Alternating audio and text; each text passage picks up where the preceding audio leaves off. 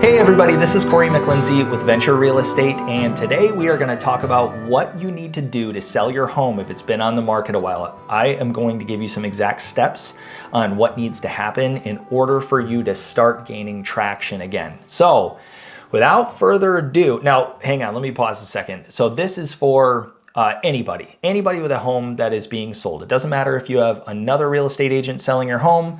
It doesn't matter if you're a for sale by owner. This is just good advice in general and what needs to happen. So first of all, what do you do when you're in the mall, in like a really big mall, and you're lost? First thing you do is you go find one of those directories in the middle of the mall and you find that magical little sticker that says you are here. So that is the first step for you to try to evaluate where it is that things may have gone wrong. So the first step is to go over what the plan was originally to sell your house. Now, if you did not have a specific plan going into selling your house, maybe that's a good place to start. Maybe formulating a specific plan on selling your home is a good idea. But specifically, you need to know what has already been done. So let's talk about the things that have already been done. So step number one is what's already been done. And let's go through that and see what is working and what hasn't been working. So for instance, if your plan originally for selling your home was, we're gonna put it on the MLS and we're gonna hold open houses, and that's your kind of 1-2 punch strategy. Well, how is that going?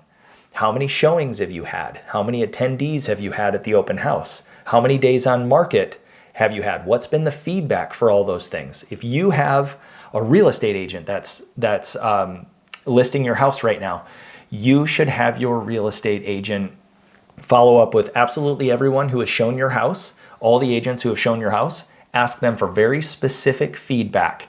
And that feedback should be on the condition of the home and also the price of the home.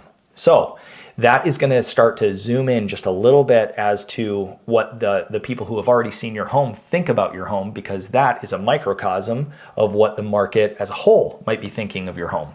Find out what you have been doing, what was the original plan, what was working, and maybe the things that aren't working so well, okay? Step number two is to identify the things that have changed in the market. So if you are watching this and you have a home that is languishing on the market a little bit, you're probably about the 2-ish month mark. That's when a seller really starts to feel some heat. They start to feel like, okay, why isn't our house selling? What's going on? And quite frankly, I'm just going to peel back the curtain. If you're a real estate agent, you know this all too well. This is when a seller starts to point the finger at me, at the real estate agent. They start to say, why hasn't this sold and why haven't you sold it? So I have this little saying that I kind of say to myself because nobody else really cares too much, but I always say to myself, I have to sell this house before they hate me. Because it doesn't matter. Batman actually said it in a slightly different way, but it's really the same thing. You either die a hero or you live long enough to see yourself become the villain. And that really is the case. If the home sits on the market for long enough, the agent becomes the one that the finger gets pointed at. So what I like to try to do is exactly these steps, but we reevaluate the plan, and then the next step is to show my sellers what has changed in the marketplace. So go back and look at the homes that had sold at that time, reevaluate that, and now look at the things that have changed. What are the new homes that have come on the market? Have any of those homes come on the market after yours have gone off the market? What was the difference? Was it a massive price difference? Was it a better location? What do you think the reasons were that those homes sold before yours did? So that's the what has changed item. Maybe seasons have changed. Maybe it has started to snow just like it has now, right? We're in kind of the heart of the holiday season, and that is definitely a change for people. So maybe it isn't a pricing issue. Maybe it's more of a seasonality issue. But that is part of the job of the real estate agent, is to peel these things back and try and figure this out. That's why you hire an agent, is so that someone can do this work on your behalf. If you're a for sale by owner looking for hey, I thought these were going to be a bunch of tips and tricks on how I can sell my home right now. Well, you have to do this stuff. You have to go back and call the people previously who went through your home and get very specific feedback. And you need to find out what new homes are on the market and see what is different and take an objective view at your listing, which is, I would say, that's going to be harder for a for sale by owner to do than it is going to be a real estate agent. A real estate agent is going to be pretty objective by nature because they don't have any emotional attachments to it. So anyway, so the first thing you need to do is evaluate your plan. Second thing you need to do is figure out what in the market has changed so that number 3, you can start reviewing the online activity and activity in general. But you need to categorize these things. So if there was, let's say we have this cool tool on the MLS called the activity tracker.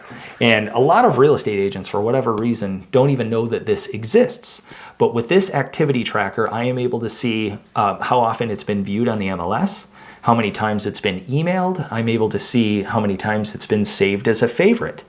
And so I can start to form a picture. Okay, great. We've had X amount of showings over Y amount of time. We've had so many open houses. We had so many attendees at the open houses. This was the feedback that we got. And then we can also put that all together with the online activity that's happened through the MLS. And that will help us form this puzzle, these puzzle pieces, put them all together to form this picture of what's really going on with this house. What I like specifically about the activity tracker on the MLS is it allows me to tailor it by dates. So let's say the first week on the market, we have this massive spike in shares on the market. So let's say the home has been shared 10 times in 5 days. We're off to a roaring start. We get 5 showings in the first week, and then all of a sudden it falls off the table. We have no more showings. It's not shared anymore. What has happened? We need to find out, has there been a major change in the market? Have there been a lot more homes that have come on the market that we're now competing with? Has the market just said your home is too expensive for what you are offering, whether that be the location, the amenities, whatever the case may be? But you have to start really taking a critical eye at what you have to offer. This is what I've always told sellers, and sellers rarely like to hear this, but it's true. And that is, if most sellers, what do they want? The very most amount of money they can get for a home, as they should. But what most sellers want is a premium, but they don't want to offer a premium for their home. So we just have to have that in mind. If you get all this activity up front, it probably means that the marketing you're doing for the home is good, the exposure is good, but now all of a sudden showings have dropped off, open house attendance has dropped off, and so forth. And maybe other homes that have come on the market in that time have gone off the market.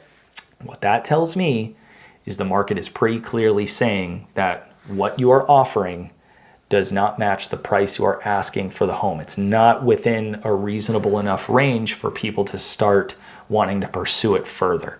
So a price reduction might be in order, but maybe it's a time frame thing. We just had Thanksgiving, Christmas is coming up. Maybe you can be patient enough to wait until the new year to start with a new strategy. And that's a possibility. Most agents want to go directly to reducing the price as the easy button. Okay, sure. Reducing the price is the easiest thing to control because you can't control the location and you can't control, to a large degree, you can't control the condition. Now, yes, you can clean your house up and make sure it smells nice and make sure it's decluttered and things like that. You can do those things. But I mean, if you have a 1970s kitchen, that's not going to be worth changing out your entire kitchen to try to sell your house. So it does become a pricing issue. So long story short, once you've kind of looked at your past plan for how you got to where you are, evaluated that, then you've evaluated what has changed in the market, you're kind of ready to get all of this information and now come up with a plan for going forward. If you as a seller have someplace you need to be, you need to decide which is more important to you, time or money. So if it's time and you need to be someplace pretty quick, unfortunately, you might have to reduce your price in the short term so that way you can get to where you need to be long term. If it's the opposite, if money is more important than time, then letting it sit and kind of continuing to hammer away might be the best option. But those are just some starting points. But please understand that these tips, they are just to get the ball rolling, get you started in the right direction. But when I sit down with a seller and start talking about things like this, it gets a little bit more nuanced. It's a little bit art and it's a little bit science. And anybody that says that they can do it 100% perfectly just either doesn't have enough experience or isn't telling the truth, because the reality is this is a hard business. It is hard to figure out exactly what the sweet spot is between presentation, price, exposure on the market. Do Instagram Reels work for this kind of home? Or is it something that is open house friendly? Do you need to hire a guitarist and have cheese and wine, right? It's one of those things where you just need to keep trying, but you can't sit on your hands. Most agents and most home sellers, frankly, treat putting a home on the market sort of like fishing with a bobber. They just kind of cast it out there and then they watch their bobber. And if the bobber goes down, well, then they'll start doing something and getting active. I just don't agree with that approach myself. I think that at a minimum every 30 days, you need to evaluate what is working, what is not working, and come up with something new to try, new to get out there and do. Or if it's not something new, it is just being persistent with whatever your plan is. But regardless of the case, this is not a spectator sport. This is a very active process that needs to happen. If you have hired a real estate agent, that real estate agent needs to be active for you. If you have not hired a real estate agent, you cannot just go to your 8 to 5 job and expect that somebody's just going to see your home on the internet and give you whatever you want for it. It is an active process, and that is why people like me have a job. So in any regard, if you would like any more tips or tricks, I am an open book. You can call me at any time, no strings attached, and I'm happy to chat about your specific situation and how I can help you best. So anyway, my name's Cory with Venture Real Estate. Hope you have a great day, and I hope some of this helped. Thanks.